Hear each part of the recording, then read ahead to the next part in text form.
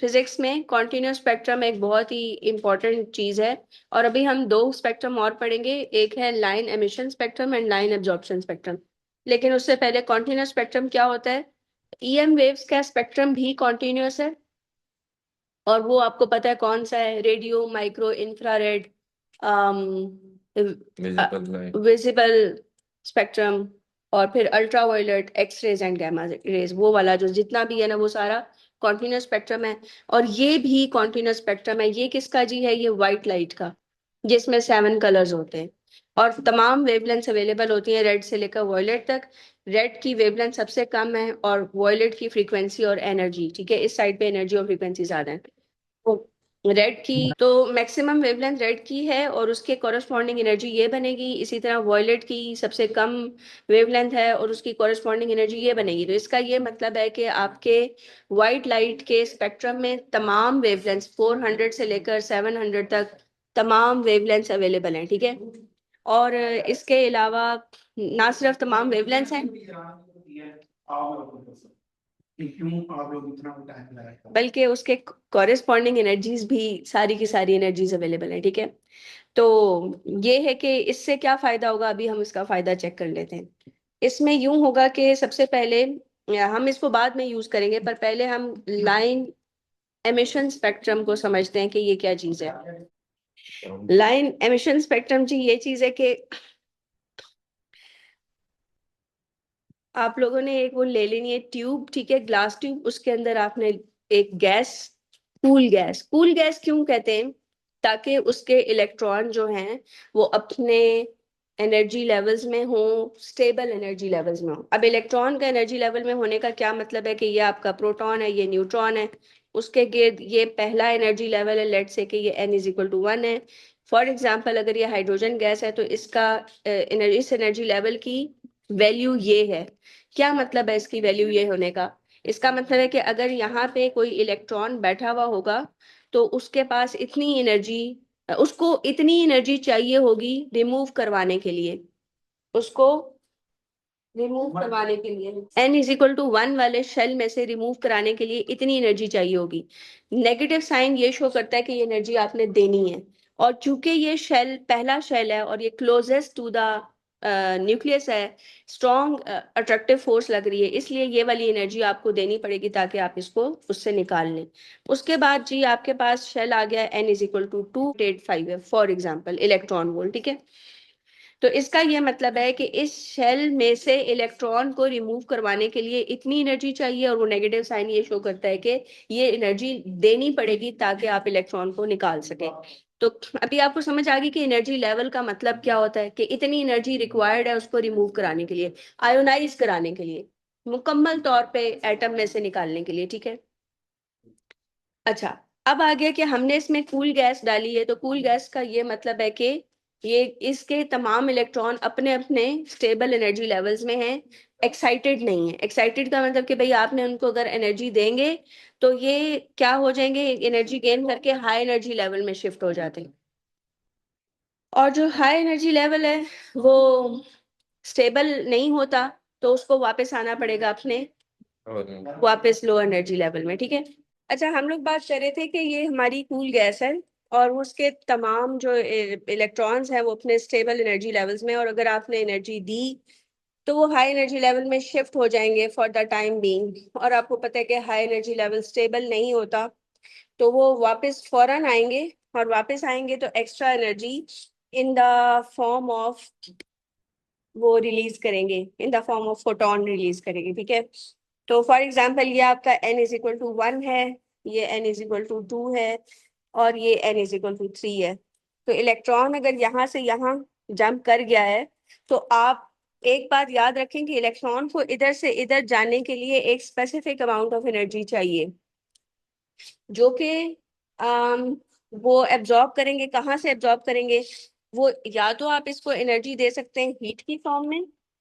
ये किसकी बात हो रही है? लाइन एमिशन स्पेक्ट्रम की। एमिशन स्पेक्ट्रम में या हीट की फॉर्म में या इलेक्ट्रिसिटी की फॉर्म में आप उसको एनर्जी देंगे, ठीक है। और क्या होगा कि वो आपका जो इलेक्ट्रॉन है वो एक्साइटेड स्टेट में चला जाएगा और फिर extra energy in the form of photon emit करेगा। लेट्स से कि मैं यहाँ से करंट पास करवाती हूँ, इसमें, तो इसके अंदर जो गैस है उसके इलेक्ट्रॉन जो है वो लाइट एमिट करेंगे, और वो जो लाइट एमिट करेंगे उसको मैं डायफ्रैक्शन ग्रेटिंग पे फेंकूंगी, और वो मुझे वेवलेंथ्स पता चल जाएंगी। और अभी बात हो रही थी कि उसमें एनर्जी एब्जॉर्ब की, कितनी एनर्जी एब्जॉर्ब की, फॉर एग्जांपल ये -13.6 इलेक्ट्रॉन वोल्ट है, ये -0.85 इलेक्ट्रॉन वोल्ट है, तो इन दोनों का जो डिफरेंस है उसके बराबर एनर्जी एब्जॉर्ब करेगा। ठीक है, जो चेंज होती है उसको पॉजिटिव रखने के लिए हम लोग इस तरह करेंगे कि E2 माइनस E1, यानी जो बड़ा एनर्जी की वैल्यू है उसको हम बाद में रखेंगे। अच्छा, बात ये हो रही थी कि आपका इलेक्ट्रॉन डी एक्साइट होगा और एनर्जी एमिट करेगा in the form of photon, और इस फोटोन की जो एनर्जी है वो क्या होगी, hc/λ या hf। ठीक है, और बस आप ये वैल्यू पुट कर देंगे यहाँ पे, और बस वेवलेंथ आपकी निकल आएगी और आंसर आ जाएगा। अगर आपने निकालो अब अगर वो ये कहे कि फोटोन फलाना निकला हुआ है, आप जरा इसकी वैल्यू निकालें, वो सिर्फ आपको ये बता दें कि जिस जिस लेवल में वो जंप लगा कर आ रहा है उसकी वैल्यू हमें पता है, और हमें फोटोन की फ्रीक्वेंसी पता है, और आप इस एनर्जी लेवल की वैल्यू निकालें, तो फिर आप क्या करेंगे, पहले आप फोटोन की फ्रीक्वेंसी या फोटोन की वेवलेंथ डाल के आप डेल्टा ई निकालेंगे, वो क्या आंसर आएगा, वो जाउल्स में आएगा। फिर आप उसको करेंगे इलेक्ट्रॉन वोल्ट में, वो आंसर आ जाएगा आपका। ठीक है, इलेक्ट्रॉन वोल्ट में आंसर आ गया। अब आपने फार्मूला लगाना है, delta E is equal to E2 माइनस E1, और ट्रांजिशन जिसमें उसने की है, यानी जिसकी एनर्जी बड़ी है, वो आपको एक गिवन होगी, वो यहाँ पे आप वैल्यू पुट करेंगे, इधर वैल्यू पुट करेंगे, तो खुद ब खुद आपका E2 जो है वो निकल आएगा। सिंपल सी चीज। अच्छा, अब लाइन एमिशन स्पेक्ट्रम की प्रेजेंटेशन, यानी वो दिखता कैसा है, वो ब्लैक बैकग्राउंड के ऊपर ब्राइट लाइंस होती हैं। ठीक है, और जैसे कि हाइड्रोजन गैस अगर आपने अंदर ली हुई है इसके अंदर ट्यूब में, तो फिर इसका जो एमिशन स्पेक्ट्रम होगा उसमें आपको चंद वेवलेंथ्स नजर आएंगी, यानी स्पेशल किस्म के फोटोन एमिट होंगे जो कि दो एनर्जी लेवल के गैप के बराबर हैं। किसके दो एनर्जी लेवल का गैप, हाइड्रोजन के दो एनर्जी लेवल का गैप। अब एक में पेपर में ये बहुत ज्यादा फ्रीक्वेंट क्वेश्चन आता है कि जो लाइन एमिशन स्पेक्ट्रम है, that is evidence, line emission spectrum is evidence for, किसके लिए एविडेंस है, for presence of discrete energy level, या इवन लाइन एब्जॉर्प्शन भी सेम केस है, is evidence for presence of discrete energy levels. इस बात को अब आपने कैसे प्रूव करना है, इसमें पहले तो मैं आपको ये बता दूं कि हर एलिमेंट, चाहे आप अंदर वो ट्यूब के अंदर सोडियम डाल दें, हाइड्रोजन डाल दें, कुछ भी, तो हर एलिमेंट का अपना अपना लाइन एमिशन स्पेक्ट्रम होगा, जो कि उस एलिमेंट के स्पेसिफिक एनर्जी लेवल्स पर डिपेंड करता होगा, उसके मुताबिक बनेगा वो line emission spectrum. For example, आप सोडियम की बात करेंगे तो सोडियम के एनर्जी लेवल्स की वैल्यू डिफरेंट होगी, यानी उसके अंदर पहले शेल में से इलेक्ट्रॉन निकालने के लिए मुख्तलिफ एनर्जी चाहिए होगी, दूसरे शेल में से इलेक्ट्रॉन निकालने के लिए मुख्तलिफ एनर्जी चाहिए होगी। बिल्कुल वैसे ही जैसे आपके बालों का कलर, आपकी स्किन कलर, आईज का कलर, हर चीज, आपकी हाइट, आपका ट्रेट है, वो आपके लिए स्पेसिफिक है। अल्लाह ताला ने हर इंसान जैसे मुख्तलिफ बनाया है, इसी तरह तमाम एलिमेंट्स के एनर्जी लेवल्स भी मुख्तलिफ मुख्तलिफ हैं। ठीक है, जो उनकी पहचान है, ठीक है, जिसकी वजह से आप उनको डिस्टिंग्विश कर सकते हैं दूसरे एलिमेंट से। तो हम क्या करते होते हैं कि जब, अब देखिए जैसे उन लोगों को कैसे पता चला था कि सन के ऊपर हाइड्रोजन गैस बर्न हो रही है, उधर से जो लाइन एब्जॉर्प्शन स्पेक्ट्रम आ रहा था उसको उन्होंने जमीन पे ऑब्जर्व किया, तो वो जो लाइन एब्जॉर्प्शन स्पेक्ट्रम में जो वेवलेंथ्स मिसिंग थी, वो एग्जैक्टली हाइड्रोजन गैस के उसको रिप्रेजेंट करती थी, उसकी, यानी वही वो वाली वेवलेंथ ही मिसिंग थी, यानी लाइन एब्जॉर्प्शन स्पेक्ट्रम बिल्कुल वैसा ही था जैसा कि अर्थ पे हाइड्रोजन का लाइन एब्जॉर्प्शन स्पेक्ट्रम आपको नजर आता है। तो दैट्स वाई उन्होंने पता चला लिया। इसी तरह बाकी स्टार्स पर भी उनकी कंपोजिशन, स्टार्स की कंपोजिशन और चीजें उनको वैसे ही पता चलती हैं कि फलाने स्टार पे ये हो रहा है, फलाने पे ये हो रहा है, तो वो इधर अर्थ पे बैठ के सब चीजें पता करा लेते हैं, बल्कि नए एलिमेंट्स भी इसी तरीके से, ये स्पेक्ट्रोस्कोपी है, फिजिक्स की ब्रांच है जिसका नाम है स्पेक्ट्रोस्कोपी। उसमें नए एलिमेंट्स इजाद ही ऐसे होते हैं, यानी डिस्कवर ही ऐसे होते हैं, बल्कि कि भाई ये फलाना है, इसके ये खास एनर्जी लेवल्स की वैल्यू है जो पहले कभी किसी और एलिमेंट की नहीं थी, तो उसका नाम वो डाल देते हैं कुछ भी, जिसने भी उसको मालूम किया हो। अच्छा, अब ये कि हमने कहा कि डिस्क्रीट एनर्जी लेवल्स जो कि स्पेसिफिकली रिकग्नाइज करवाते हैं, रिकग्नाइजेशन ऑफ एलिमेंट के लिए यूज होते हैं, ठीक है। तो उसको, तो ये आप इसको कैसे करेंगे, यानी कि इसका क्या एविडेंस होगा कि हम देखेंगे कि लाइन एमिशन स्पेक्ट्रम देखेंगे ब्लैक बैकग्राउंड के ऊपर। ये मैं क्यों बार बार कह रही हूँ कि पेपर में आया हुआ था कि लाइन एमिशन स्पेक्ट्रम कैसा नजर आता है, क्या ऑब्जर्व करते हैं आप उसमें। तो ब्लैक बैकग्राउंड पे आपको विजिबल लाइट नजर आएगी, जैसे हाइड्रोजन की आपको स्पेसिफिक वेवलेंथ नजर आ रही है। फोटोन एमिट होगा, आप उसको किस पे डालेंगे, डायफ्रेक्शन ग्रेटिंग पे, और आपको वेवलेंथ पता चल जाएगी। फॉर एग्जांपल इसकी वेवलेंथ है 423 नैनोमीटर, दूसरी वेवलेंथ आपको मिली 536 नैनोमीटर, ये दो वेवलेंथ आपको नजर आई हैं। तीसरी भी एक कर लेते हैं, फॉर एग्जांपल ये आपको 621, मैं ऐसे ही कह रही हूँ जस्ट फॉर समझाने के लिए। तो ये सारी वेवलेंथ आपको किसकी मिल रही है, हाइड्रोजन की।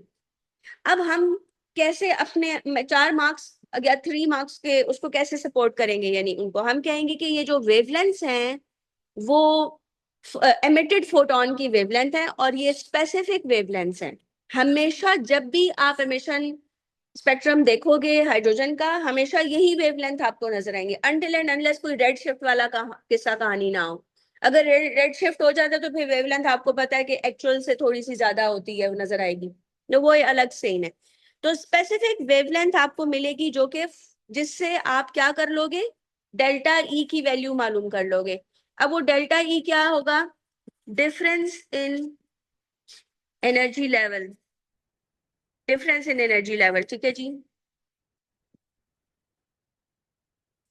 तो ये दो एनर्जी लेवल्स का डिफरेंस होगा, और फिर आप कहेंगे कि it is discrete for each element, ठीक है, क्योंकि फोटोन डिस्क्रीट है, फास्ट फोटोन निकल रहे हैं, और वो जो डेल्टा ई है वो डिस्क्रीट है फॉर ईच एलिमेंट। और फिर इसका ये मतलब है कि अगर डेल्टा ई डिस्क्रीट है या स्पेसिफिक है फॉर ईच एलिमेंट, तो एनर्जी लेवल जो दो को माइनस करके है, वो जो दो वैल्यूज हैं वो भी डिस्क्रीट होंगी, यानी वो जो दो एनर्जी वैल्यूज हैं, एनर्जी लेवल की वैल्यूज हैं, वो भी डिस्क्रीट हैं। सो हम कहेंगे so energy levels are also discrete. समझ आ गई कैसे बिल्डअप करना है आंसर।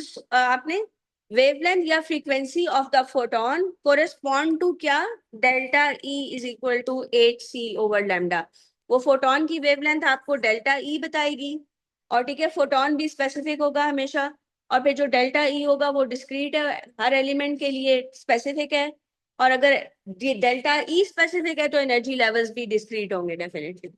ये व्हाइट बैकग्राउंड पे ब्लैक आएगा जी, व्हाइट बैकग्राउंड पे ब्लैक लाइंस होंगी। चलें, ये तो आपने उसकी वो दिखा दी कि भाई वो दिखेगा कैसा, ऑब्जर्व करेंगे अगर आप उसको, तो लेकिन बनेगा कैसे, उसी तरह ही बनेगा जैसे पहले आपने वो बनाया है एमिशन स्पेक्ट्रम। कूल गैस ले लेंगे, कूल गैस इसलिए लेते हैं ताकि उसके इलेक्ट्रॉन्स ऑलरेडी एक्साइटेड स्टेट में ना हो, ठीक है, इसलिए उसको अवॉइड करने के लिए। ग्लास ट्यूब के अंदर आप ले लेंगे, ठीक है, और उसके ऊपर आप फेंकेंगे व्हाइट लाइट, यानी कॉन्टिन्यूस स्पेक्ट्रम उस पर फेंकेंगे, ठीक है। अब व्हाइट लाइट में फिर वही सब चीजें जो मैंने पहले बताई आपको, कि 7 कलर्स हैं, सारी की सारी वेवलेंथ्स अवेलेबल है 700 से लेकर 400 नैनोमीटर तक। तो यहाँ से लेकर यहाँ तक सारी एनर्जी वैल्यूज गिवन है, ठीक है, कुछ भी मिसिंग नहीं है। अब फर्ज करो, मैं एक एग्जांपल देती हूँ जस्ट आपको समझाने के लिए, कि 2 जाउल से लेकर 15 जाउल तक की एनर्जी इसमें मौजूद है, मैं जस्ट आपको समझाने के लिए कह रही हूँ। और इसके अंदर जो इलेक्ट्रॉन के एनर्जी लेवल्स हैं, ठीक है, लेट्स से कि वो N1 N2 और N3 है, 3 एनर्जी लेवल्स हैं फर्ज करो। और इसका जो ये एनर्जी लेवल का जो गैप है डेल्टा ई, उसकी वैल्यू 1 जूल है फॉर एग्जाम्पल, ठीक है। और इसकी जो वैल्यू है वो 3 जूल है, ठीक हो गया। मैं जस्ट आपको बता रही हूँ। और इसकी जो वैल्यू है फॉर एग्जाम्पल 2 जूल है। तो 2 और 3 जूल वाले जो हैं वो तो फोटोन हमें नजर आएंगे, लेकिन ये वाली तो एनर्जी इसमें अवेलेबल ही नहीं है ना। तो ये वाली जो है ना, ये नीचे वाली, ये मतलब ये ट्रांजिशन हो ही नहीं सकेगी। समझ आई? ट्रांजिशन कौन सी हो सकती है कि जो एनर्जी गैप यानी 2 जूल इसमें अवेलेबल है और 3 जूल दो एनर्जी लेवल का जो गैप है उसके इक्वल एनर्जी इस स्पेक्ट्रम में अवेलेबल है। यानी इस यही तो सोर्स है जिससे वो आपकी कूल गैस एनर्जी ले सकती है। तो जिस इलेक्ट्रॉन ट्रांजिशन में 1 जूल एनर्जी रिक्वायर्ड है वो नहीं हो सकती फिर इधर से। या फर्ज करो, मैं एक और एग्जांपल देती हूँ कि मेरे पास अगर यहाँ पे एक एनर्जी लेवल होता N6 और उसके लिए 16 joules of energy for example चाहिए होती। समझ आ रही है? तो 16 जूल वाली ट्रांजिशन तो फिर इस बेचारे ने नहीं करवा सकनी थी। समझ आ रही है? तो आपने क्या करना होगा कि ये क्योंकि आपके जो यहाँ पे जो एटम है उसके इलेक्ट्रॉन इस गिवन एनर्जी में से एनर्जी एब्जॉर्ब करेंगे और अपने आप को हाई एनर्जी लेवल में शिफ्ट कर देंगे, ठीक है ना। और फिर वो वापस डी एक्साइट होंगे और फोटोन एमिट होगा। अब वो जो फोटोन एमिट हुआ है वो किसके इक्वल है? अभी मुझे बताएं, वो जो फोटोन एमिट हुआ है उसकी एनर्जी किसके इक्वल है? फोटोन एनर्जी डेल्टा ई के इक्वल है और वो hc/λ है। और वो डेल्टा ई कहाँ से आई है? वो इधर से एब्जॉर्ब हुई हुई है। तो इसका मतलब है कि अगर वो इधर से एब्जॉर्ब हुई है तो वही एनर्जी अब एब्जॉर्ब हुई थी, लेकिन वो तो री एमिट भी हो गई ना, ठीक है। रीएमिट हुई और रीएमिट हुई किस में? ऑल डायरेक्शंस में रीएमिट हुई। मतलब अगर आपने जो हिट की थी, वाइट लाइट हिट की थी एक्स एक्सिस के अलोंग अगर हिट करवाई थी, तो डी एक्साइटेशन के बाद वही लाइट ऑल एनर्जीज में सॉरी सॉरी ऑल डायरेक्शन में वही एनर्जी रीएमिट हो जानी है। तो क्या होगा कि एक्स एक्सिस के अलोंग इंटेंसिटी डिक्रीज हो जाएगी। इसलिए वो जो व्हाइट लाइट का स्पेक्ट्रम है उसमें से स्पेसिफिकली वो वेवलेंथ्स मिसिंग होंगी जिन्होंने एक्साइट करवाया इलेक्ट्रॉन को, क्योंकि डी एक्साइटेशन के वक्त वो एनर्जी ऑल डायरेक्शन में एमिट होती है, तो वो फिर वहां पे इंटेंसिटी थोड़ी कम होती है। आपको नजर नहीं आया? आपको लगता है कि जैसे ये मिसिंग है, हालांकि मिसिंग नहीं होती। वो डी एक्साइटेशन के वक्त दोबारा मिल जाती है, बट ऑल डायरेक्शन में मिलती है आपको, ठीक है। तो ये है लाइन एब्जॉर्प्शन स्पेक्ट्रम। इसका मतलब है कि सेंस दोनों में सेम है, एमिशन भी वही है, एब्जॉर्प्शन भी वही है। उसमें भी इलेक्ट्रॉन जो है वो एक्साइट होता है, डी एक्साइट होता है, बाहर से ही आप उसे एनर्जी दे रहे होते हो, ठीक है। लेकिन इसमें आपको वो लाइट रे, क्योंकि अंधेरा होता है, तो जब वो इलेक्ट्रॉन डी एक्साइटेशन के वक्त फोटोन एमिट करता है तो आपको नजर आती है, जिसको आप डायफ्रैक्शन ग्रेटिंग पे फेंक के उसकी वेवलेंथ तक मालूम कर लेते हैं। डायफ्रैक्शन ग्रेटिंग पे फेंकने वाली बात मैं बार बार क्यों करती हूँ? n λ = d sin थीटा वाले इशू की वजह से, कि वेवलेंथ वहां से आप मालूम कर सकते हैं डायफ्रैक्शन ग्रेटिंग पे फेंक के, ठीक।